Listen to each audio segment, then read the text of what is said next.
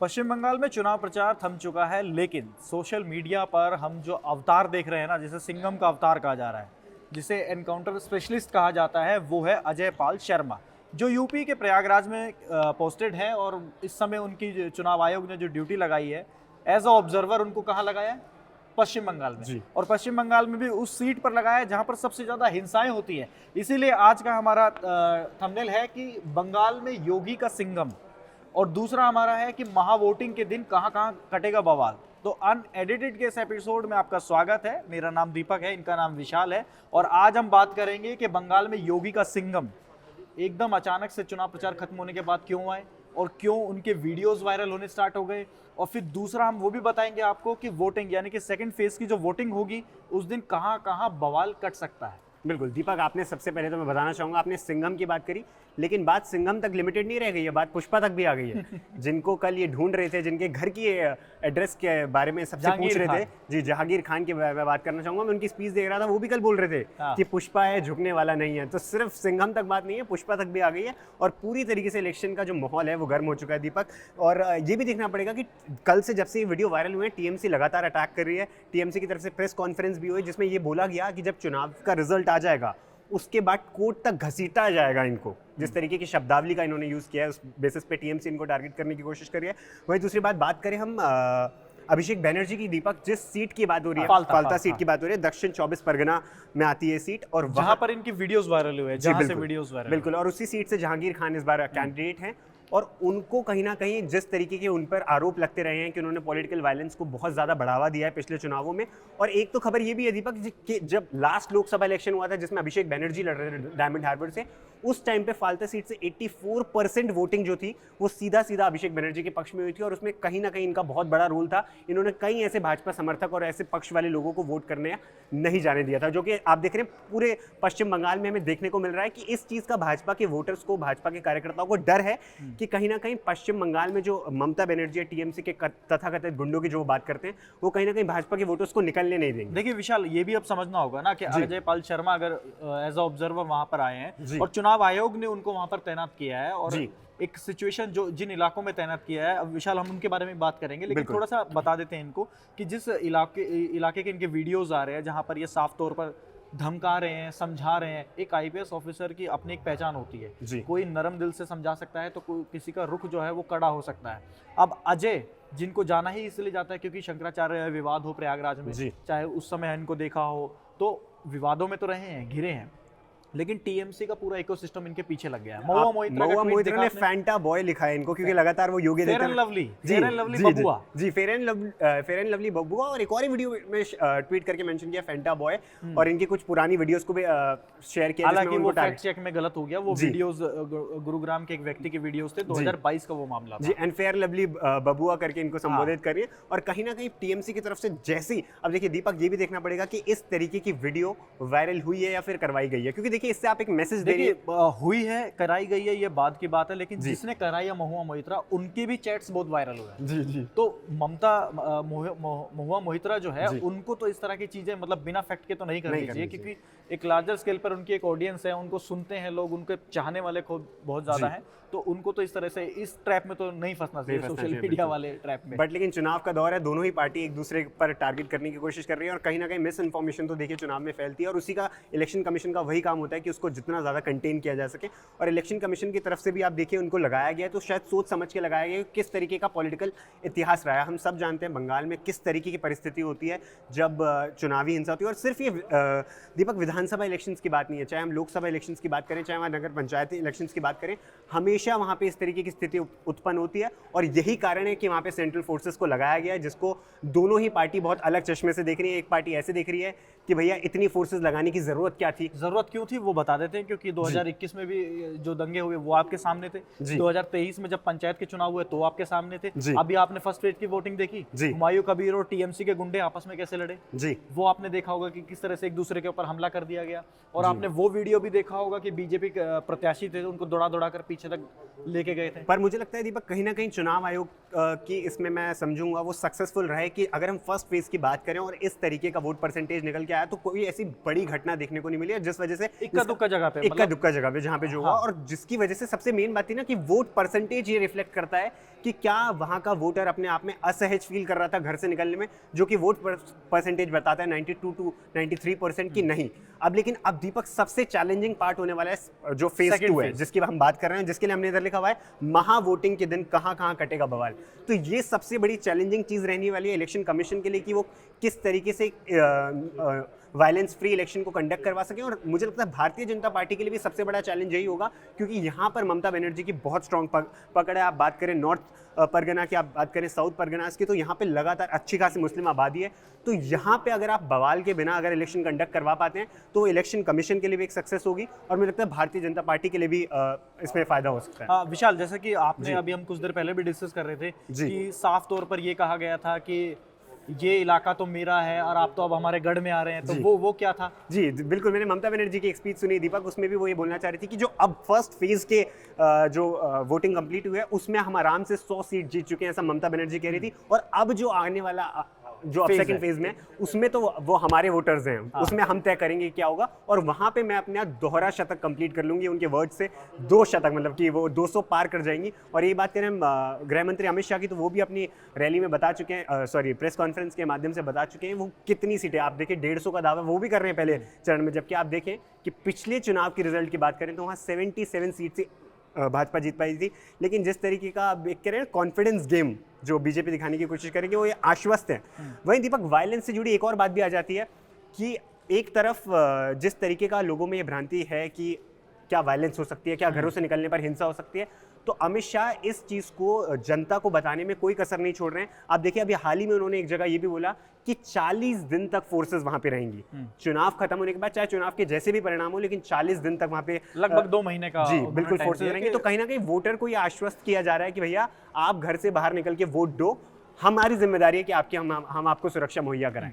देखिए पश्चिम बंगाल जैसे राज्य में जहाँ पर 1,500 से ज़्यादा कंपनियां तैनात की गई है, 2.5 से 3 लाख जो सुरक्षा बल है वो वहाँ पर तैनात किए गए हैं, तो कुछ सोच समझ के किए गए हैं। और सारे वीडियोस तो हमने देखे ही हैं, ऐसा नहीं है कि हमारे तक वीडियोस नहीं आए, आप तक वीडियोस नहीं आए, हम सब ने वीडियोस देखे हैं वहाँ पर।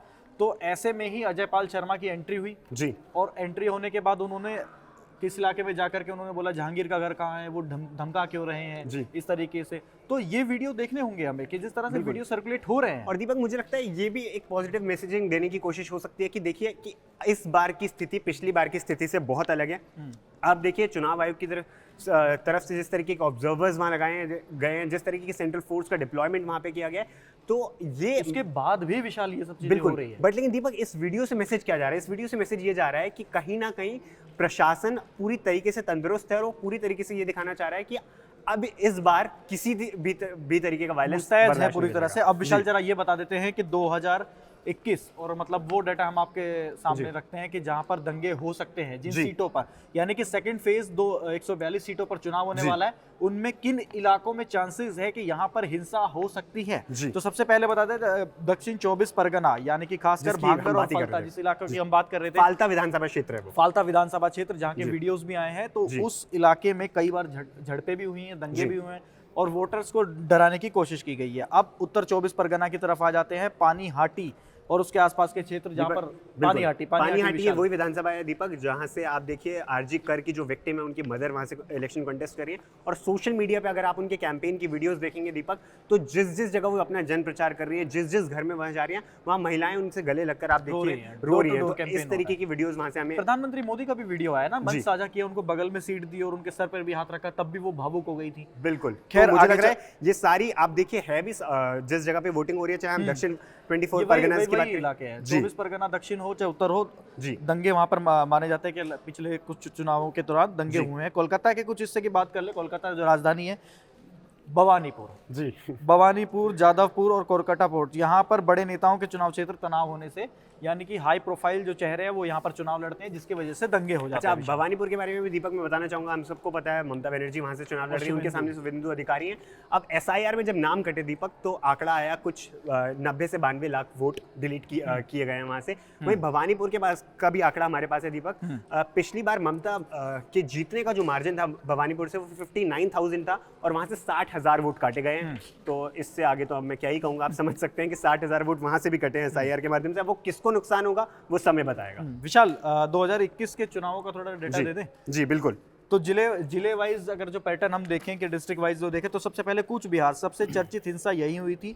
शीतलकुची में सीआईएसएफ फायरिंग में 4 लोगों की मौत हुई थी। वोटिंग के दौरान ही गोलीबारी और झड़पें हुई थी। ये मैं दीपक एक बार फिर से रिफ्रेश भी करना चाहूँगा। इस वक्त जो हम डेटा आपको देने जा रहे हैं, ये हम वहाँ की पॉपुलेशन का डेटा नहीं दे रहे हैं, हम आपको दे रहे हैं जिलेवार इस तरीके का पैटर्न कि किस तरीके की वायलेंस पिछले इलेक्शंस में हुई। और मुझे लग रहा है आपने जिस तरीके से बताया, ये हम डिस्ट्रिक्ट वाइज आपको बताते हैं, डिस्ट्रिक्ट वाइज बताते जा रहे हैं। आप दूसरे पे चलते हैं, पूर्वी मेदिनीपुर जी। मेदिनीपुर में नंदीग्राम और भगवानपुर जैसी हाई प्रोफाइल सीट है जहां पर चुनाव के बाद भी हिंसा होती है, यानी कि पोस्ट पोल वायलेंस जिसे कहते हैं, वहां पर भी आरोप लगते हैं। तो ये भी नंदीग्राम भी बहुत हॉट सीट है और पिछले कई विधानसभा चुनावों से रही है, लगभग 2007-06 के आसपास से। विशाल जी। पश्चिम बर्धमान की बात करें तो चुनाव के बाद दोनों समय तनाव रहता है, चुनाव से पहले भी, चुनाव होते समय भी और चुनाव होने के बाद भी जी। तो विशाल यहाँ पर 2026 के चुनाव से पहले भी सबसे ज्यादा गिरफ्तारियां हुई है और संवेदनशील इलाका माना जाता है, यानी कि सेंसिटिव एरिया जी। विशाल अगर उत्तर 24 परगना में दोबारा जाए तो बारासात, पानीहाट और भाटपाट जैसे क्षेत्र जहां पर चुनावी टकराव और राजनीतिक हिंसा के कई केसेस सामने आए हैं, सुरक्षा एजेंसियों ने इसे हॉटस्पॉट भी माना है। बिल्कुल। दक्षिण 24 परगना की बात करें तो भांगर जैसे इलाके नामांकन और वोटिंग के दौरान लगातार झड़प की, इधर आप वीडियोस की बात करेंगे या फिर खबरों की बात करेंगे, लगातार आती रही है। और ये भी एक वन ऑफ द संवेदनशील पॉकेट्स नहीं होते कि ये पॉकेट्स डिसाइड किए गए ये वाला रेड जोन एरिया, ये वाला येलो जोन एरिया, तो उन हॉट एरियाज में से एक है ये भी। जी।